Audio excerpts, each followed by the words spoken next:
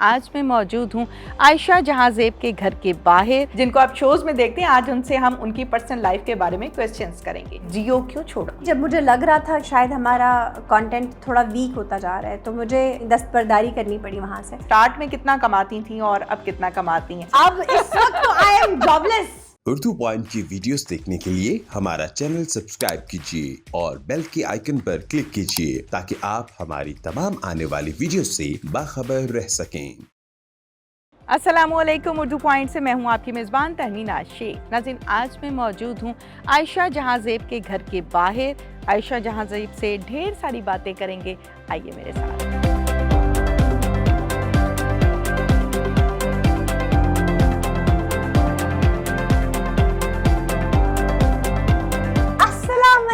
वालेकुम अस्सलाम। क्या हाल है तहमीना? मैं बिल्कुल ठीक। आइए।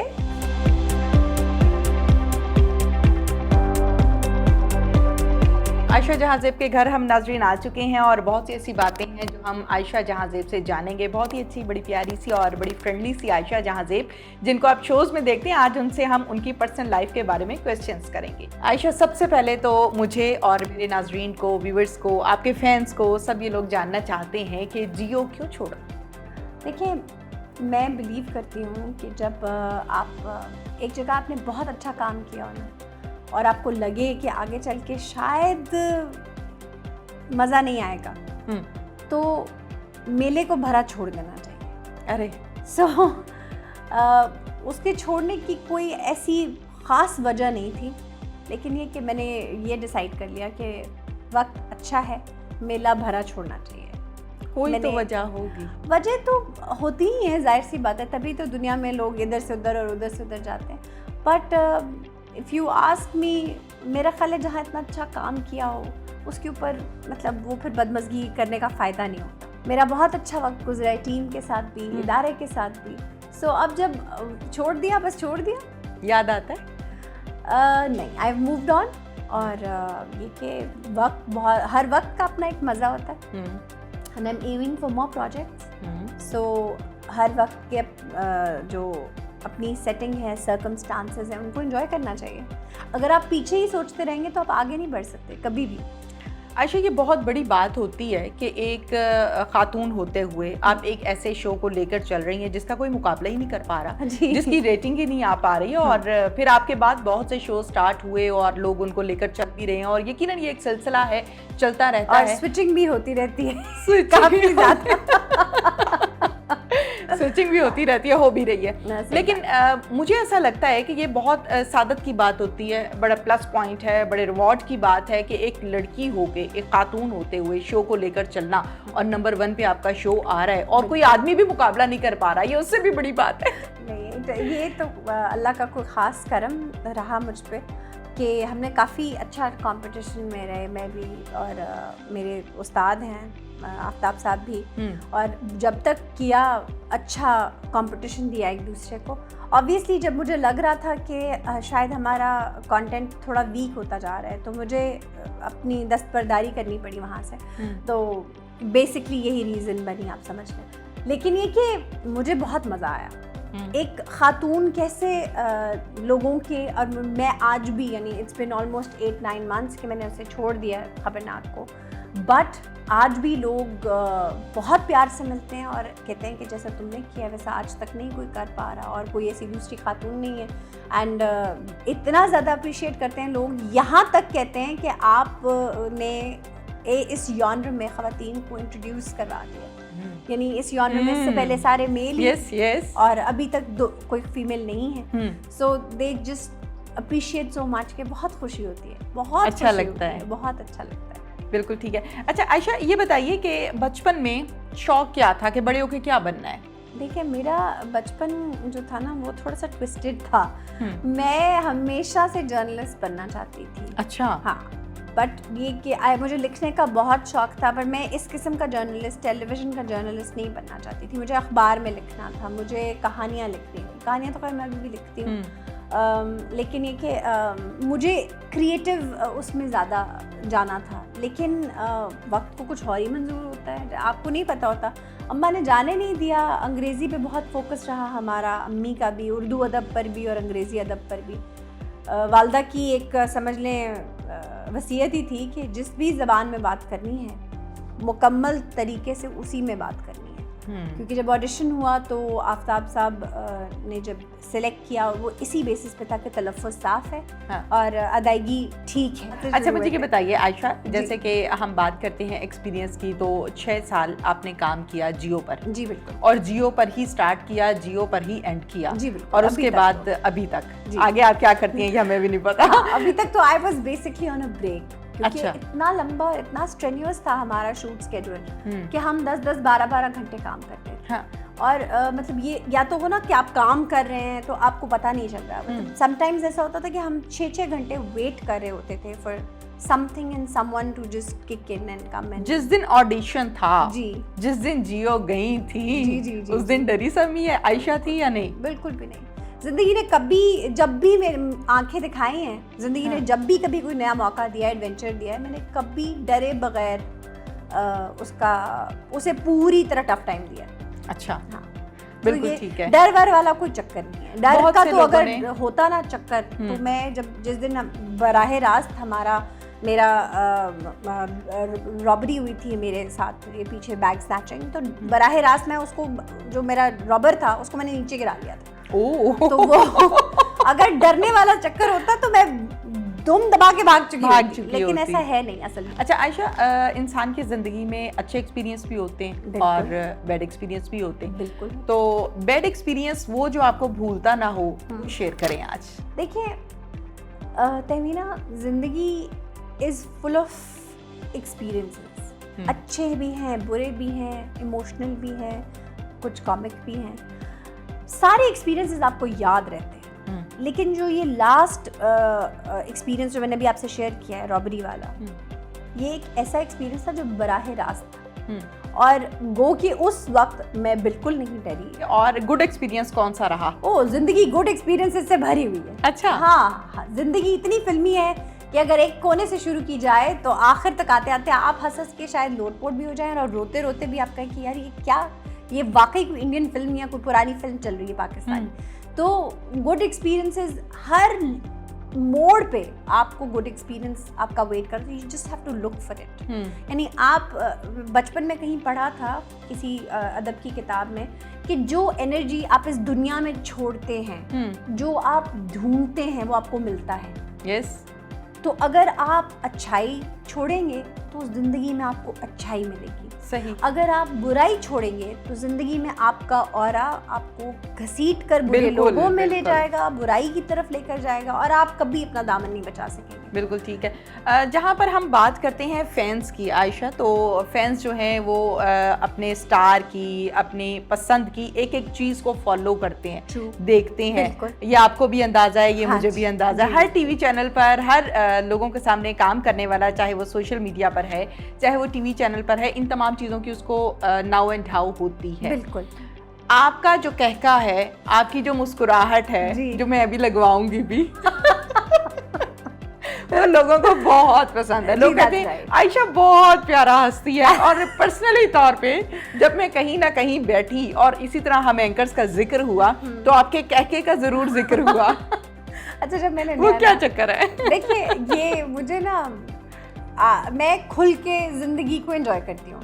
जीती हैं, खुल के जीती कंप्लीटली। ओके। यानी अगर मुझे हंसना है तो मैं वो कंफर्म ये शर्मा के हंसी मुझसे नहीं हंसी जाती। ठीक है। मैं बहुत ओपनली अपना, जैसे जो चीज़ अगर मैंने एंजॉय की है, बाज़ औक़ात आप वॉक कर रहे होते हैं, आप जा रहे होते हैं, पीछे कोई दोस्त आपस में बातें एक दूसरे को जुगते करते हैं, मेरी तो वहाँ पर भी ऐसी हंसी निकल जाती है। सही है। सो ये spontaneous, it's not fake, it's not fictitious, ये एक्चुअली मेरी पर्सनैलिटी का हिस्सा है। अच्छा, मुझे आयशा ये बताइए कि माशाल्लाह से अभी बेटी पैदा हुई है। जी बिल्कुल। कितनी हो गई?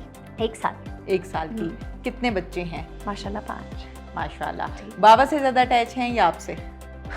देखें, अटैचमेंट पहली बात तो ये कि मेरा ख्याल है कि वो बाप से ज़्यादा अटैच्ड है। अच्छा। क्योंकि बड़े 3 जो हैं वो ऑलरेडी बाप के पिट्ठू थे जब अच्छा। छोटे 2 की बारी आई तो। अच्छा। और वो बहुत क्लोज थे बाप से। अच्छा। बहुत ज़्यादा। शिकायतें भी लगा देते थे? मेरी मामा ने भी तंग अभी भी किया? लगती है मेरी। अच्छा। हाँ बिल्कुल, तीनों चारों बैठ के आपस में मेरी बुराइयां कर रहे होते हैं कि मामा ने पता है आपको मेरे साथ क्या किया बाबा, और कहेंगे जी अब मामा ऐसी हैं, मामा तुम छोड़, तुम मुझे बताओ अच्छा। कोई चीज़ टूट गई है, नहीं ले आते हैं। मतलब ये तो है ही नहीं कि रेप्रिमांड करना है, डांटना है ही बड़े तीनों very और good. छोटे दोनों को तो मतलब वो उनकी लिस्ट में ही नहीं है। Very good. So that's how it is. जैसे कि आपने बताया कि आपकी अम्मा ने आपकी निगहदाश्त की, पाला बड़ा किया, वो दौर जब याद आता होगा या आपने गुजारा है तो उसकी बहुत सी महरूमियाँ, सम टाइम कुछ ऐसी चीज़ें जो मौके पे आप कहती हो यार आज बाबा नहीं है या मेरी फ्रेंड बाबा के साथ जा रही है,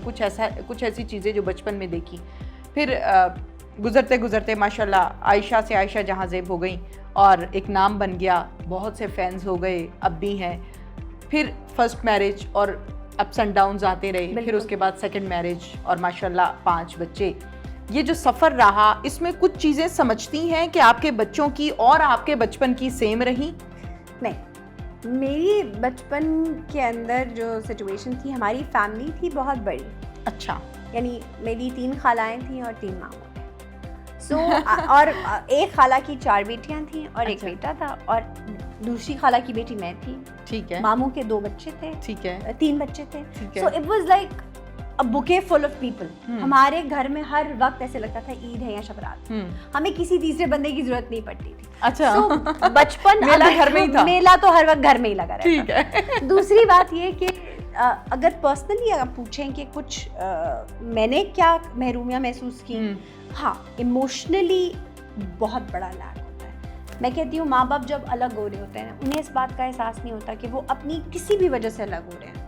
उनकी ज़िद है, ना है, लड़ाई है, झगड़ा है, वो अपना पर्पस तो वो ज़िंदगी में फुल कर लेते हैं। बच्चे जो हैं वो परमानेंटली मेंटली एक उनकी कैविटी बन जाती है, वो कभी पूरी नहीं होती। उसे कोई बाहर का बंदा आके फिल करने की कोशिश भी करे ना तो नहीं हो सकती। सो वो जो एक एहसास महरूमी आप समझ लें था कि वालिद साहब नहीं हैं, वो छोड़ गए हैं और उन्होंने अपनी ज़िंदगी और दुनिया आगे बसा ली है, वो जो एहसास था ना वो आपको खाता है। क्योंकि I was a very silent child बचपन में। अच्छा। बहुत खामोश बच्चा थी। अच्छा। तो मैं अपनी फीलिंग्स भी किसी के साथ शेयर नहीं करती। और क्योंकि इकलौती बेटी थी तो मेरे पास कोई शेयर करने वाला था भी नहीं। सो द फैक्ट इज आपस में बाकी कजन्स में भाई भी नहीं थे? नहीं, ना अच्छा। कोई भाई ना कोई बहन। सो बाकी सब लोग बना को होता है ना, एक कजन्स थी, 4 बड़ी बहनें थी और एक भाई, और बाकी 3 बहन भाई थे, तो वो आपस में लगे रहते थे। ठीक है। मैं अकेली थी। ठीक है। सो मैं फिर अकेली ही फील करती नहीं, फिर मैं अपने कमरे में अपने टॉयज के साथ, अपने शीशे के साथ, अपनी पोइट्री की बुक के साथ, so I would restrain myself. बहुत गिनती के 3-4 दोस्त मुश्किल से, और दैट्स इट। फिर कॉलेज जब मैं गई, then I sat myself down and realised कि हाँ यार, अगर जिंदगी गुजारनी है तो ये ऐसे तो नहीं गुजरेगी, साइड पे होकर नहीं गुजरेगी। नहीं, मतलब इस तरह से जिंदगी को त्याग के और लोगों से भाग के तो नहीं होगा। You will have to face your life, you will have to tell people कि हाँ भाई मेरे वालिद साहब हमें बचपन में छोड़ के चले गए थे, मैंने तो उन्हें नहीं भगाया, मेरी वजह से वो गए हैं, एक्सेप्ट कर लिया ना। So I actually made peace with myself. जो मेरे अंदर का तलातुम था ना कि कि क्यों, क्या, कैसे, मुझे ही क्यों, तो ये सारे सवालों का जवाब तो मुझे नहीं मिला, लेकिन मैंने खुद को तसल्ली दे दी कि बेटा जिंदगी गुजारनी है और अच्छी गुजारनी है। दोबारा किसने आमादा किया कि नहीं आयशा जिंदगी की तरफ आओ, शादी करो? देखिए, बात बहुत होती थी शादी के बारे में, लेकिन सवाल ये था कि शादी का लड्डू एक दफ़ा खा लिया बस, that's enough, I am good with it. 3 बच्चे हैं, इन्हीं को पालना है, इनकी ज़िंदगी इनके सहारे गुजारनी है, दैट्स इट, डिसाइडेड था। टीचिंग कर रही थी एचएसएन में, कॉन्वेंट में, फास्ट में। I had a completely full career as a teacher, but अम्मी को कैंसर हो गया। अच्छा। और जो वाहिद इंसान जिसने मुझे पाला पोसा बड़ा किया, जिसने मेरी खातिर अपनी ज़िंदगी की कुर्बानी दी, उन्होंने शादी नहीं की थी। जब उन्हें कैंसर हुआ, that was the time when everything changed. जब मुझे कहा अम्मी ने कि बेटा उनको नहीं पता था कि उन्हें कैंसर है, but she knew there was something wrong with, so she said आप मेरी ज़िंदगी का कोई पता नहीं है तो आप शादी कर लें। मैंने कहा अम्मा आपने तो ज़िंदगी मेरे सहारे गुजार दी, मैं तो एक थी, मेरे पास तो 3 सहारे हैं, मुझे क्या ज़रूरत है।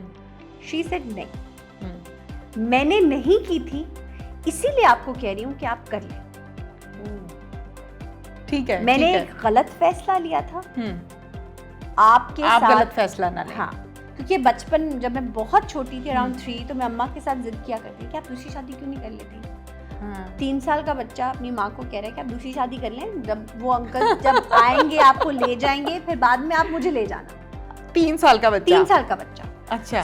हाँ, क्योंकि जब आप वो जिंदगी और चक्कर देखते हैं ना, और आपने मुश्किलात देखी हो, तो फिर आप बहुत जल्दी बड़े हो जाते हैं, मैच्योरिटी लेवल बहुत जल्दी आ जाता है। ये बताइए आयशा कि स्टार्ट जो आपका अर्निंग पॉइंट ऑफ व्यू से सवाल है, स्टार्ट में कितना कमाती थी और अब कितना कमाती हैं? किसी भी खातून से ये सवाल करें तो मुश्किल सा सवाल है, और जवाब कुछ देना चाहते हैं, कुछ नहीं देना चाहते। नहीं, लेकिन आप क्या बताओ? देखें, मैंने जो मेरी फर्स्ट जॉब थी, that was as a teacher, और इट स्टार्टेड फ्रॉम 25,000। अच्छा। And it was good enough for me. अच्छा। बहुत अच्छी थी। एंड वो मैंने शादी के बाद, मतलब जब माय हस्बैंड ही वाज वो बीमार हुए थे, तो मैंने तब ऐसे ही शौक में की थी। ठीक है, जस्ट लाइक दैट। अच्छा। हाँ, उसका मकसद ये नहीं था कि मुझे कोई अपनी फैमिली को सपोर्ट करना है या मुझे कुछ करना है, शौक, इट वाज जस्ट शौक में। ठीक है। जब उनकी डेथ हो गई तो I started my MPhil in English language teaching. Death के बाद? डेथ के बाद मैंने दोबारा पढ़ना शुरू किया। Then I jumped up to, मेरा 85 का पैकेज था HSN से, सो इट वाज तभी बहुत अच्छा गुजारा होता था। अब कितना कमाती? अब आपको बताती हूँ ना। अब इस वक्त तो आई एम जॉबलेस, इस वक्त तो मैं कुछ भी नहीं कर रही हूँ। इस वक्त तो मैं अपने मियाँ से पॉकेट मनी ले रही हूँ। अच्छा। यस, जबरदस्त। सो अभी तो वही पॉकेट मनी देते हैं, वो जो भी दे दें। आमीन। आते भी ना, मैं आपको अपना स्टूडियो दिखाऊंगा। जी जरूर। जिद पे मैं ले आई हूँ, लेकिन अभी क्योंकि सिचुएशन ऐसी है नहीं, आपने देखा है थोड़ा सा काम हो रहा था उससे पहले। क्रोमा क्यों लगाया? देखिए ये मुझे बता दें अंदर की बात। एक्चुअली मैं बताती हूँ, इसमें मेरा इरादा ये है, हम एक्चुअली हिस्ट्री के कुछ बाब जो हैं, अच्छा, मैं ये समझती हूँ कि हमारी साइड की जो हिस्ट्री है, यानी पाकिस्तान की जो असल हिस्ट्री है, उसका दुनिया को नहीं पता। ठीक है। बहुत से ऐसे एस्पेक्ट्स हैं जिनके ऊपर बात ही नहीं होती। सही। सो और दूसरे ममालिक जो हैं वो कर लेते हैं, हम रह जाते हैं, हम नहीं करते। तो आगे चलकर ज्यादा रिसर्च के साथ हिस्ट्री के ऊपर कुछ। Very good. अच्छा, कलर स्कीम की जब हम बात करते हैं आयशा, बहुत अच्छी कलर स्कीम है आपके स्टूडियो की। चेयर्स का रंग, सोफास का रंग, फिर बैकग्राउंड और फ्लेक्सेस बड़ी कलरफुल रखी हुई हैं। तो ये कलर स्कीम किसने फाइनल की है? एक्चुअली अगर मैं सारा क्रेडिट खुद खा जाऊंगी तो बहुत जाती होगी। एक्चुअली पूरा का पूरा टीम एफर्ट है, और अगर टीम ना हो तो इंसान खड़ा नहीं हो सकता। Very good. So this is ये जो भी कुछ आपको नजर आ रहा है, ये सब एक टीम एफर्ट है। जबरदस्त। और इसको डेकोरेट करने के लिए भी बहुत सी चीजें हैं जो मुझे नजर आ रही हैं, वो भी खुद ही खरीदी है या नहीं? देखिए मेरी बात सुनिए, मुझे रेडी पे भी कोई चीज पसंद आ जाती है, फिर वहाँ रुक जाती हूँ। मुझे अच्छा। मैं मतलब I am not a sort of a person जिसको अगर ब्रांडेड चीज ही कोई चाहिए। हाँ। मुझे अगर कहीं पर भी कोई रेडी पर, फट्टे पर कोई पसंद आ गई है तो आई गेट इट। मैं ला के बाद में सोचूंगी अच्छा यार अब इसका करना क्या है, इसको कहाँ यूटिलाइज करना है। और मुझे विंटेज चीजों का बहुत शौक है। आयशा ब्रांड कॉन्शियस नहीं है? बिल्कुल भी नहीं है। जबरदस्त। बिल्कुल भी नहीं। आयशा का ब्रांड से कोई ताल्लुक वास्ता नहीं है। लेकिन आयशा खुद एक ब्रांड है। इसके साथ ही अपनी मेजबान तहमीना शेख को इजाजत दीजिए। अल्लाह हाफिज।